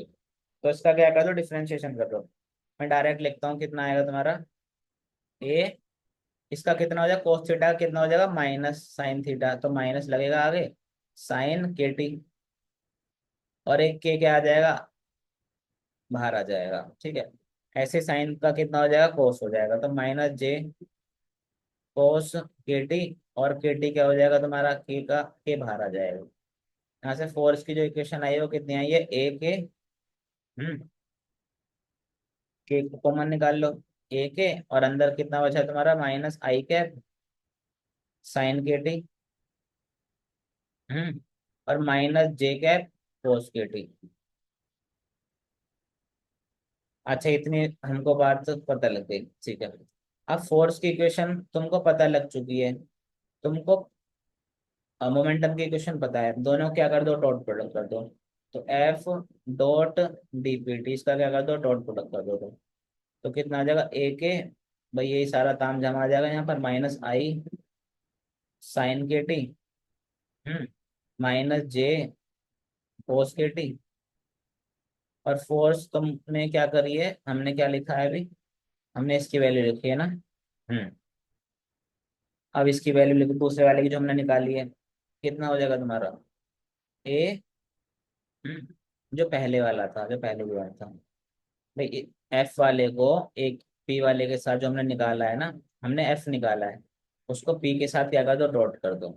तो कर दो जरा, आई कैप कोस के टी माइनस जे साइन के टी। भाई हो सकता है थोड़ा मैं इधर उधर, हो सकता है कोई गलती हो जाए, देखना इसको ध्यान से। इसके अंदर से क्या निकाल लो, ए क्या आ गया तुम्हारा, बाहर आ गया, तो कितना होगा, ए के का स्क्वायर, अंदर क्या बचेगा, माइनस कोस के टी साइन के टी। अब प्लस में क्या बचेगा तुम्हारा, कोस के टी साइन के टी। और कोस माइनस माइनस कोस के टी प्लस साइन कोस के टी, ये देखो ये दोनों कैंसिल हो रहा है। तो इससे क्या होगा, ये पॉइंट कैंसिल होगा, अंदर बचेगा जीरो। मतलब एफ डॉट जो पी का जो वेक्टर है ना, जो वेक्टर दोनों का जो डॉट प्रोडक्ट है, एफ का और पी का, उसकी वैल्यू कितनी आ रही है, जीरो आ रही है। अब एफ का भी कुछ मैग्नीट्यूड था, पी का भी कुछ मैग्नीट्यूड था, है ना। F vector dot P vector cos theta equal to zero, इसका मतलब है जरूर किसकी वैल्यू बराबर होगी, कोस थीटा की वैल्यू जीरो के बराबर होगी। और कब होगी वो, जब क्या होगा तुम्हारा थीटा के बराबर होगा 90 डिग्री के। ठीक है। 23rd क्वेश्चन देखो, इसके अंदर हमको पता करना है कि भाई इसके अंदर फ्रिक्शन की फोर्स कितनी लगेगी। सबसे पहले तो इसका एफ नेट की वैल्यू निकाल लो। एफ नेट की वैल्यू किसके बराबर हो जाएगी, एफ नेट कितना आ जाएगा तुम्हारा, 20 की फोर्स ज्यादा लग रही है, 10 की फोर्स कम लग रही है, दोनों का नेट फोर्स कितना आएगा, 10 न्यूटन लगेगा तुम्हारा। अच्छा, काइनेटिक फ्रिक्शन का फॉर्मूला कितना होता है, म्यू एम जी, है ना। अच्छा, उसकी नॉर्मल फोर्स तो कितनी अभी एम जी लग रही है, इसके अंदर कोई चेंज नहीं है। तो म्यू की वैल्यू कितनी दे रखी है इसकी, 0.1 दे रखी है। एम की वैल्यू कितनी दे रखी है, 5। और जी की वैल्यू कितनी, 10। कितना आ गया यहाँ से, 5 न्यूटन की क्या लगेगी तुम्हारी फ्रिक्शन की फोर्स लगेगी, सिंपल। अच्छा, एक शिप दे रखा है जिसका मास दे रखा है, इनिशियली एट रेस्ट पर था, उसको खींचा जा रहा था एक फोर्स से 5 × 10⁴ न्यूटन से, और थ्रू ए डिस्टेंस 3 मीटर की डिस्टेंस तक खींचा जा रहा था। बोला जा रहा है कि पानी कोई रेजिस्टेंस एग्जर्ट नहीं कर रहा है, निकालो if the speed of the ship is v/10। उसके हमको मेन करके स्पीड निकालनी है, और हमको पता करना है कि यार v की वैल्यू कितनी होगी। तो देखो जरा, हमको क्या पता है, m की वैल्यू दे रखी है, f की वैल्यू दे रखी है, u की वैल्यू 0 दे रखी है, m दे रखा है, फोर्स दे रखी है, डिस्प्लेसमेंट हमको दिया हुआ है, वेलोसिटी हमको निकालनी है। तो बताओ क्या फॉर्मूला लगा सकते हैं, v² - u² = 2a, इसका फॉर्मूला लगा सकते हैं। u की वैल्यू 0 हो गई, यहाँ से v किसके बराबर हो जाएगा, v² किसके बराबर हो जाएगा तुम्हारा, 2as के बराबर। a को क्या लिख सकते हैं, फोर्स पर यूनिट मास लिख सकते हैं। ये क्या होगा, डिस्प्लेसमेंट होगा। अब इन सबकी वैल्यू रख दो जरा, v² यहाँ पर कितना होगा 2, ऊपर कितना होगा 5 × 10⁴ नीचे कितना होगा 3 × 10⁷। इंटू में क्या हो जाएगा तुम्हारा 3 हो जाएगा। यहाँ से v² की वैल्यू कितनी निकलेगी, 1/100। और v की वैल्यू कितनी निकल जाएगी, 0.1 मीटर पर सेकेंड। तुम्हारी वेलोसिटी की वैल्यू पता लग गई है, यहाँ से इसके इसके बराबर इक्वेट करना, और v की वैल्यू यहाँ से पता लग जाएगी, है ना। अभी हमारी वो वाली वेलोसिटी निकल रही है, इसकी फॉर्म में इसको पुट करना, और यहाँ से छोटे v की वैल्यू निकाल लेना। अच्छा, देखो परसेंटेज एरर पूछा है कि इसके अंदर एक परसेंटेज एरर निकालना है, the percentage error in the measurement of length. Length के अंदर परसेंटेज एरर कितना है, क्यूब के अंदर 2% है, उसके वॉल्यूम में कितना परसेंटेज एरर होगा। अगर मान लो हम कोई क्यूब बना रहे हैं और उसकी हमने लेंथ मेजर करने में गलती कर दी है, तो उसके वॉल्यूम में भी तो गलती होगी। एल एल और एल, वॉल्यूम किसके बराबर होगा, लेंथ की पावर 3 के बराबर होगा। तो क्या होगा, डेल्टा v/v, 3 टाइम्स क्या हो जाएगा, डेल्टा l/l। सबकी वैल्यू गिवन है यहाँ पर, डेल्टा l/l की वैल्यू कितनी गिवन है, 2%। तो नेट रिजल्ट कितना आ जाएगा, डेल्टा v/v का 6% आ जाएगा। 6% की हमारी क्या होगी, परसेंटेज एरर होगी इसके अंदर। अच्छा भाई, एक प्रोजेक्टाइल प्रोजेक्ट किया जा रहा है, किससे, टावर से प्रोजेक्ट किया जा रहा है। ठीक है, उसकी हाइट कितनी है टावर की, h हाइट है। यहाँ से प्रोजेक्ट किया जा रहा है कितने से, with speed with along the horizontal, horizontal से क्या करा जा रहा है, प्रोजेक्ट किया जा रहा है 20 मीटर पर सेकेंड से। हमको क्या निकालना है, find the value of H. हमको क्या निकालना है, एच की वैल्यू फाइंड करनी है। और क्या बोल रहा है कि कितनी दूर जाके गिरता है प्रोजेक्टाइल, जो हमने प्रोजेक्ट किया है वो गिरता है 60 मीटर दूर जाकर, इससे गिरता है इसके फुट से, टावर के फुट से। हमको पता करना है कि हाइट ऑफ टावर कितना था। तो देखो भाई, सबसे पहले देख लेते हैं हॉरिजॉन्टल डिस्टेंस कितने पर कवर करी इसने। तो हॉरिजॉन्टल डिस्टेंस कितने कवर करी,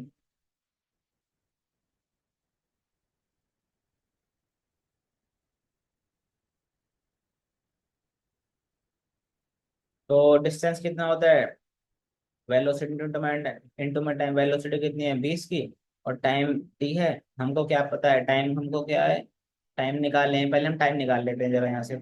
ये तो एक्स हमको पता है कितने कवर करी है इसने, है ना, हॉरिजॉन्टल के बारे में बात कर रहे हैं, एक्स एक्सिस में बात कर रहे हैं। तो टाइम निकालने हैं तो कितना आएगा तुम्हारा, 60/20। मतलब 3 सेकंड लगे हैं इसको यहाँ से यहाँ पहुंचने में, है ना, यहाँ से यहाँ पहुंचने में 3 सेकंड लगे हैं। इसका मतलब ऐसे समझो, एक्स एक्सिस के अंदर जितना टाइम लगा है पहुंचने में, उतना ही टाइम तो वाई एक्सिस में लगेगा। तो वाई एक्सिस वाली उसको उठा लो, अलोंग द वर्टिकल एक्सिस उठा लो, अलोंग द वाई एक्सिस या अलोंग द वर्टिकल, है ना, शॉर्ट शॉर्ट में लिख रहा हूँ थोड़ा। For 3 second, T equal to 3 second. अच्छा यू वाई की वैल्यू कितनी होगी इसके अंदर, 0 होगी। यहाँ से पुट कर दो S equal to U T plus half A T square. U की वैल्यू तो 0, तो कितना हो जाएगा H equal to half G T square. अब यहाँ सबकी वैल्यू पुट कर दो, हाफ 10, इसकी वैल्यू कितनी मिली थी टाइम की, 3, इसकी वैल्यू कितनी आ जाएगी, 2 पंजे 10, 3 3 9, 5 45, 45 मीटर की आ जाएगी, उस टावर की हाइट आ जाएगी। ठीक है। अच्छा 27वां क्वेश्चन देखो। 27वां क्वेश्चन को ना तुम एज ए रिजल्ट भी याद कर सकते हो, वैसे इसकी डेरिवेशन है एक लंबी। ठीक है, तो पहले इसके एक बार डेरिवेशन देख लेते हैं, बाकी तुम ना इसका एज ए नेट रिजल्ट की तरह भी इसको याद कर सकते हो, है ना, बहुत जरूरी है मतलब ये। अच्छा इसमें क्या बोला गया है, एक मेटल की बॉल है जिसका रेडियस कितना है, 2 सेंटीमीटर है, चार्ज कितना दे रखा है, चार्ज माइक्रोकुलम, 4 माइक्रोकुलम दे रखा है। हमको रिजल्टेंट फोर्स फाइंड करनी है, which one half hemisphere applies on another half hemisphere. मतलब आधा हेमिस्फेयर जो फोर्स अप्लाई करेगा ना, उसकी रिजल्टेंट फोर्स हमको क्या करनी है, पता करनी है, और उसकी वैल्यू दे रखी है, मतलब एक बार निकालने के लिए दे रखी है, स्मॉल एन इंटू मैन, एन की वैल्यू फाइंड करनी है, वही चीज काम करनी है ना। अच्छा मान लो मेरे पास क्या है, एक बड़ा सा मैंने स्पेयर मान लिया है, ठीक है, इसका चार्ज कितना है, क्यू है इस पर, इसको आधा आधा क्या कर दो, डिवाइड कर दो। हम्म। अच्छा तुमको पता होगा इलेक्ट्रिक फील्ड जो होती है इस केस के अंदर कितनी होती है, सिग्मा अपॉन में 2 एप्सिलॉन नॉट होती है। अब हमको क्या करना है कि देखो, हमको नेट फोर्स हमको पता करनी है। मान लो हमने क्या ले लिया, इस पर एक एलिमेंट ले लिया, ये वाला, है ना, हमको नेट फोर्स फाइंड करनी है, ऐसे मान लो ये है इसका सेंटर, तो कुछ ऐसे एक फोर्स लग रही थी एफ की। हमने क्या एक एलिमेंट माना यहाँ से, इसका रेडियस कितना मान लिया, आर मान लिया। अब यहाँ क्या करेंगे, इस वाले एलिमेंट, इस वाले पॉइंट पर हम क्या ले लेंगे, एलिमेंट ले लेंगे। इस वाले पॉइंट पर हमने क्या लिया, एक एलिमेंट ले लिया ये।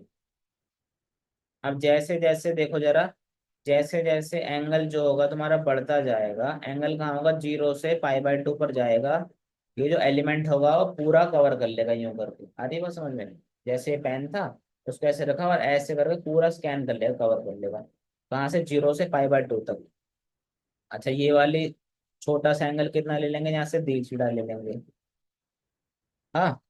अच्छा इसके कंपोनेंट टूटेंगे तो कैसे टूटेंगे, एक तो एफ कोस थीटा वाला कंपोनेंट टूटेगा, और एक टूटेगा एफ साइन थीटा वाला कंपोनेंट टूटेगा। ठीक है। अच्छा इलेक्ट्रिक फील्ड हो गई, फोर्स अगर तुम लिखना चाहो तो फोर्स क्या होता है, क्यू इंटू में ये होता है। क्यू की वैल्यू कैसे निकालेंगे, क्यू की वैल्यू बताओ जरा कैसे निकालेंगे, पहले इलेक्ट्रिक फील्ड की वैल्यू लिखो जरा कितनी होगी, सिग्मा अपॉन में 2 एप्सिलॉन नॉट। इलेक्ट्रिक फील्ड, अच्छा चार्ज निकालना है, चार्ज कितना हो जाएगा तुम्हारा, चार्ज होगा ना, सिग्मा इंटू में डी हो जाएगा चार्ज, है ना, क्योंकि सिग्मा होता है चार्ज पर एरिया, तो चार्ज कितना हो जाएगा, सिग्मा इंटू में डी। ये चार्ज हो गया। यहाँ से इसकी वैल्यू कितनी मिल गई, sigma square D A upon में कितना हो जाएगा, यहाँ से 2 एप्सिलॉन नॉट हो जाएगा। अब ये हमको क्या लग गया, फोर्स मिल गई है हमको। अब फोर्स का देखो जरा, हमको कौन सा कंपोनेंट काम का है, साइन थीटा वाला कंपोनेंट तो छूट जाएंगे यार, है ना, कट जाएंगे, हमको कौन सा कंपोनेंट चाहिए, हमको कोस थीटा वाला कंपोनेंट चाहिए। तो हमको क्या करना है, हमको डीएफ की, जो ये डीएफ है ना, छोटा एलिमेंट है, तो फोर्स पे कितनी होगी, छोटी छोटी फोर्स होगी, तो डीएफ वाले कंपोनेंट है। तो हमको क्या करना है, इंटीग्रेट करना है किसको, डीएफ कोस थीटा को इंटीग्रेट करना है। तो करो भाई जरा इसको, तो कितना आएगा यहाँ से, सिग्मा स्क्वायर अपॉन में 2 एप्सिलॉन नॉट। ठीक है। और तुम्हारा कितना हो जाएगा यहाँ से, इसकी वैल्यू, एरिया कितना हो जाएगा इसका, एरिया हो जाएगा स्ट्रिप का एरिया जो होगा ना, इस वाली स्ट्रिप का एरिया कितना हो जाएगा, 2 πr। हम्म। और उसकी मोटाई, मोटाई आएगी ना, थिकनेस होगी भाई, ये तो क्या होगा, इसका सरकमफ्रेंस होगा, इसकी मोटाई किसके बराबर होगी, इसकी मोटाई कैसे लिख सकता हूँ मैं, आर डी थीटा हो जाएगी, है ना, देखो आर डी थीटा होगी, भाई समझ रहे हो ना, आर डी थीटा कैसे होगी इसकी थिकनेस। ठीक है, और साइड में क्या लग रहा था, फोर्थ थीटा लग रहा था तुम्हारा। अब देखो थीटा भी वेरिएबल है मेरा, और मेरा जो आर है वो भी वेरिएबल है, तो मुझे क्या करना पड़ेगा, चेंज करना पड़ेगा ये। तो तुम ना इसको क्या कर लो, पहले हम क्या कर लेते हैं, चेंज कर लेते हैं, दो वेरिएबल है ना, दो वेरिएबल एक साथ कर नहीं पाएंगे। तो एक हमारा क्या है, डिस्टेंस आर है यहाँ से, इसका रेडियस, और ये वाली जो रिंग थी ना, एलिमेंट वाला था, इसका यहाँ से यहाँ तक का रेडियस कितना आ रहा है, देखो ये वाला जो एलिमेंट था जो हम ले रहे थे, इस वाले का रेडियस कितना होगा, आर होगा। इस वाले का रेडियस अलग है, इस वाले का रेडियस अलग है, ये किसकी वैल्यू, थीटा की वैल्यू है। अच्छा, तो आर किसके बराबर हो जाएगा, छोटा आर जो होगा किसके बराबर हो जाएगा, वो हो जाएगा कैपिटल आर साइन थीटा के बराबर हो जाएगा, है ना। अब सबकी वैल्यू क्या कर दो, पुट कर दो इसके अंदर और इसको इंटीग्रेट कर दो। बहुत लंबा डेरिवेशन जाती है ये वाली, इसलिए मैं थोड़ा जल्दी सॉल्व करा रहा हूँ इसको। 0 से y/2 क्या लिमिट जाएगी इसकी, यहाँ से क्या मिलेगा तुमको, sin 2 थीटा मिल जाएगा, यहाँ से sin 2 थीटा डी थीटा। यहाँ से अब इंटीग्रेट करोगे तो बाकी सब जो कांस्टेंट है वो तो क्या आ जाएगा, बाहर कॉमन आ जाएगा, 2 एप्सिलॉन नॉट। अंदर इसका इंटीग्रेशन कितना मिलेगा, cos 2 थीटा अपॉन में 2।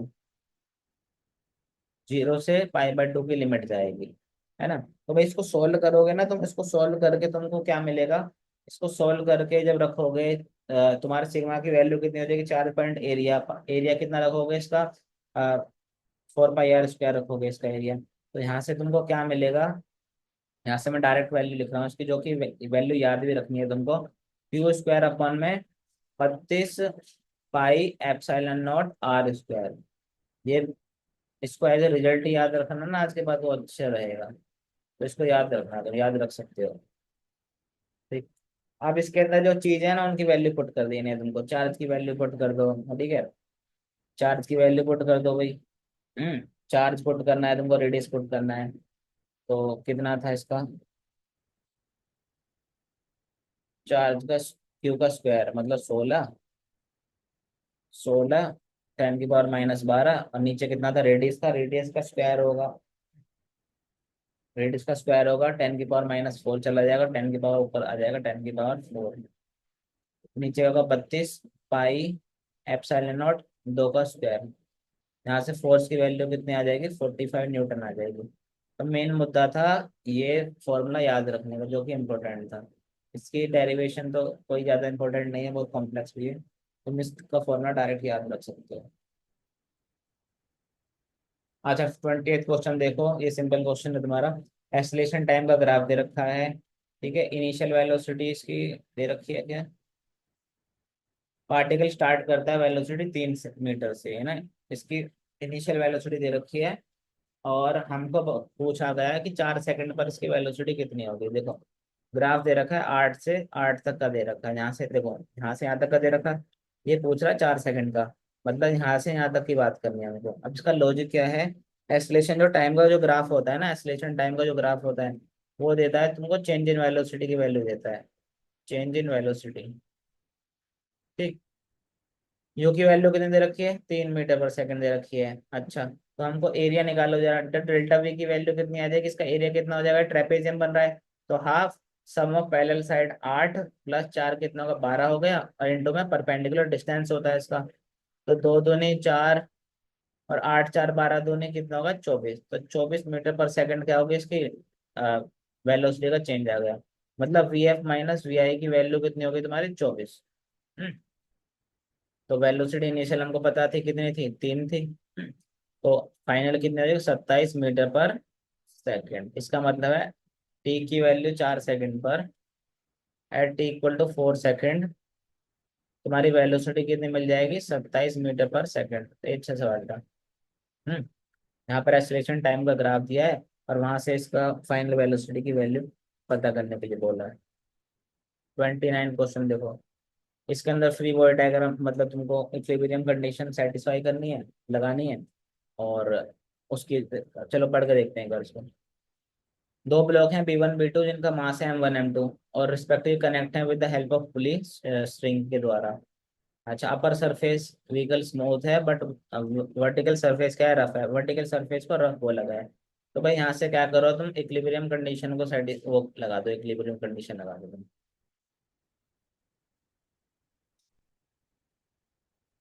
देखो M1 के लिए मैं बात कर रहा हूँ, जिसका मास M1 है उसके लिए कितना होगा, जो टेंशन होगी वो किसके बराबर हो जाएगी, M1 A के बराबर हो जाएगी, है ना। यहाँ से एक पहली इक्वेशन निकाल लो। दूसरा क्या होगा, M2 वाले के लिए क्या होगी, जो टेंशन होगी वो किसके बराबर होगी, Mg2 के बराबर होगी, और प्लस में क्या होगा, म्यू M2A। यहाँ से क्या आ जाएगी, दूसरी इक्वेशन आ जाएगी, मतलब इक्वेशन बनाकर उनको सिर्फ क्या करना है, उनको आपस में रिलेट करना है। तो ए और बी को जब रिलेट करोगे आपस में, तो यहाँ से तुमको ना म्यू की वैल्यू यहाँ से तुमको निकाल लेनी है।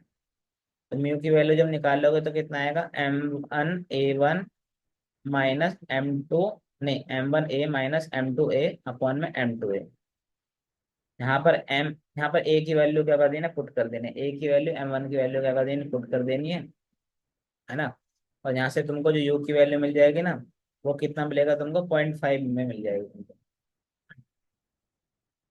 यू की वैल्यू मिलेगी तुमको 0.5 में। यू की वैल्यू n = 10 के बराबर पुट करना, और फिर n की वैल्यू भी निकल जाएगी यहाँ से। ठीक है, चलो तो कर लेना भाई इसको, ठीक है। मैंने आपको बताया। हाँ 30 क्वेश्चन देखो, है ना। ये KCL का क्वेश्चन है तुम्हारा, तो इसके अंदर KCL नहीं KVL। तो देखो इसके अंदर क्या बोला गया है कि एमीटर की रीडिंग कितनी है, इसकी 0 है। हमको क्या पता करना है, रेजिस्टेंस की वैल्यू फाइंड करनी है, R की वैल्यू। तो हम क्या लगाते हैं, KVL लगाते हैं, किरचॉफ वोल्टेज लो। क्या करेंगे, सबसे पहले लूप लेते थे, तो पहली लूप ले लेंगे। भाई देखो पहली जो लूप लेता हूँ ना, लूंगा मैं, मान लो इस वाली लूप में ले लूंगा मैं, ऐसे करके। या एक ऐसे ले लूंगा मैं, ये वाली लूप। ठीक है। और दूसरी वाली कैसे ले लूंगा, दूसरी वाली ले लूंगा मैं, मान लो ऐसे ले लूंगा, या इसी तरफ से ले लेता हूँ ना, इस तरफ से चल लूंगा उसको। ठीक। तो एक बार तो ये वाली लूप ले लूंगा, और एक बड़ी वाली लूप ले लूंगा, और क्या लगा दूंगा, किरचॉफ लॉ अप्लाई कर दूंगा। तुमको लगाना आता होगा। बैटरी जिस डायरेक्शन में जा रहे हो, बैटरी का जो टर्मिनल पहले दिखेगा उसको प्लस ले लोगे। ठीक है। जो टर्मिनल पहले दिखता है उतने टाइम, मतलब मान लो तुम ऐसे जा रहे हो बात, और सामने बैटरी है प्लस वाला, तो प्लस हो जाएगा उसकी वैल्यू। अगर माइनस होती तो माइनस आ जाएगा, जिसमें एंट्री ले रहे हो तुम। और अगर करंट और पाथ की डायरेक्शन सेम है, तो क्या लगाना है तुमको, माइनस लगाना है। और अगर अलग अलग है तो क्या लगाते हैं, प्लस लगाते हैं। तो हम ऐसे जा रहे हैं ना, इसमें ऐसे जा रहे हैं, तो पहले क्या आएगा, 12 वोल्ट आ गई, है ना। नहीं ऐसे चलो, ऐसे चल लेते हैं, माइनस आ जाते हैं मतलब। तो कितना आ गया, 12 वोल्ट आ गया तुम्हारा। यहाँ से जो करंट आया है वो कितना निकलेगा, यहाँ से मान लो I1 का करंट निकल रहा है यहाँ से। इस वाले के अंदर तो कोई करंट दे ही नहीं रखा। तो 12, और यहाँ से देखो करंट ऐसे जा रहा है, और मैं भी ऐसे जा रहा हूँ। तो माइनस कितना हो जाएगा तुम्हारा, 500 I1। फिर कितना हो जाएगा तुम्हारा, करंट कैसे ऐसे जाएगा उसके अंदर I1 का। तो करंट और पाथ की डायरेक्शन सेम, तो क्या लगेगा, -R I1 बराबर किसके आ जाएगा, 0 के बराबर हो जाएगा, है ना। ये किसके बराबर आ जाएगा तुम्हारा, 12 माइनस 500 I1 किसके बराबर आएगा तुम्हारा, -2B के बराबर आएगा। अच्छा, दूसरे वाले के लिए निकालो एक बार। ये तो हो गई पहले वाले के लिए। ठीक है। पहले वाले के लिए इक्वेशन ये हो गई, जब पहली बार लूप में चले थे, जब ऐसा चल रहा था, मैं देखो यूं करके चल रहा था, तब ये हो गई। अब मैं चलो ऐसे चलो, मैं ऐसे चल क्यों रहा हूँ, पहले तुम सोच रहे होगे कि पहले ऐसे चल रहे थे सर, अब की बार ऐसे चल रहे हैं। इसलिए चल रहा हूँ ताकि इसमें जो वोल्टेज है उसके अंदर माइनस ना आए, और ठीक ठाक लगे, बाकी कैलकुलेशन दिक्कत विक्कत ना हो, इसलिए मैं ऐसे कर रहा हूँ। इस बार ऐसे चल रहा हूँ क्योंकि यहाँ से प्लस आएगा, है ना, इस वाली तरफ से घुस रहा हूँ मैं, तो प्लस आएगा। तो कितना होगा, 12। ओ, तुम्हारा कितना होगा देखो, अगर मैं ऐसे चल रहा हूँ, अब की बार पूरे कनेक्ट कर रहा हूँ, यहाँ से चलूंगा और पूरा आऊंगा अब की बार, तो कितना आएगा तुम्हारा, 12। ठीक है। हाँ, ऐसा करते हैं यार, 12 हो गया तुम्हारा ना, ठीक है। 12 -500 I1 -2B = 0। तुमको पूरा कवर करना है, अब की बार आर पर नहीं आना है, ठीक है। एक बार तो ऐसे कवर करा, एक बार ऐसे कवर करा तुमने। अब तुम्हारे पास दो इक्वेशन आ गई है, पहली और दूसरी। यहाँ से क्या करना है तुमको, I1 की वैल्यू क्या कर लेनी, फाइंड कर लेनी है। I1 की वैल्यू यहाँ से कितनी आ जाएगी तुम्हारी, I1 की वैल्यू मिलेगी तुमको 10/500, मतलब 1/50 एम्पियर। उसको पुट कर देना है तुमको इस वाली इक्वेशन के अंदर। तो 12 - 500 I1, की वैल्यू तो मैं डायरेक्ट लिख देता हूँ, 1/50 -R 1/50। यहाँ से =0, और यहाँ से तुमको R की वैल्यू पता लग जाएगी कितना, वो आएगी तुम्हारी 100 ओम। ठीक। तो इसका रेजिस्टेंस कितना होगा, 100 ओम होगा, जब एम जो तुम्हारे एमीटर के अंदर कोई करंट फ्लो नहीं कर रहा होगा। ठीक है बच्चों। तो थैंक यू। हमारे सारे क्वेश्चन जो हो गए मैंने आपको सोल्व कराए, ठीक है। इनको ध्यान से एक बार, जो चैप्टर है तुम्हारे वीक हो, जो समझ ना आ रहे हो, उनको एक बार रिवाइज कर लेना और उसके बाद फिर ट्राई करना। क्योंकि अगर तुमने अगर रिवीजन नहीं किया है सही से तो शायद समझ ना आए सही से, ठीक है। चलो अगली बार मिलते हैं नए किसी सॉल्यूशन के अंदर, तब तक के लिए खुश रहिए, ठीक है बच्चों।